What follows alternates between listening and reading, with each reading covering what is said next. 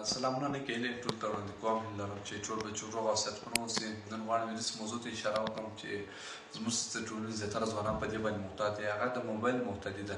څنګه کولی شو د موبایل له محتدي څخه ځان خلاص کړو؟ نو ځینې حل لارې لري که چېرې موږ تاسې هغه تعقیب کړو د موبایل له محتدي څخه ځان خلاصولی سو. نو په لومړي سر کې موږ تاسې باید هدف وټاکو چې څه په خاطر غواړو د موبایل له محتدي څخه ځان خلاص کړو. او د هدف تر څنګ باید موږ تاسې قوي اراده هم ولرو.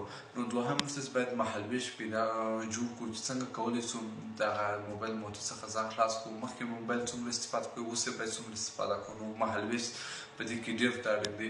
دریم د موبایل د محتدي څخه د خلاصون حل لاره د بدیل فعالیتونو پیدا کول دي. بدیل فعالیتونه پیدا کول یې ځینې ته باید اشاره وکړو چې هغه مطالعه کول دي، مثبت مجلسونه عیارول دي، د کورنۍ ته وخت ورکول دي، کار او کسب کول دي، د مشرانو سره کښېنستل، د مجلسونو سره کول دي.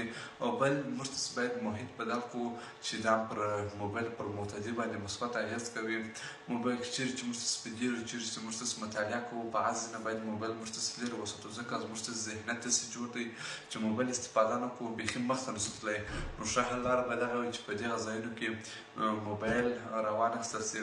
او بل باید هڅه وکړو چې موبایل مخکې مثال 10 وارې اخیستی، اوس یې باید 4-5 وارې، یعنې وخت ته وټاکل سي پر دې وخت باید زه موبایل راواخلم او پر دې وخت یې نه راواخلم.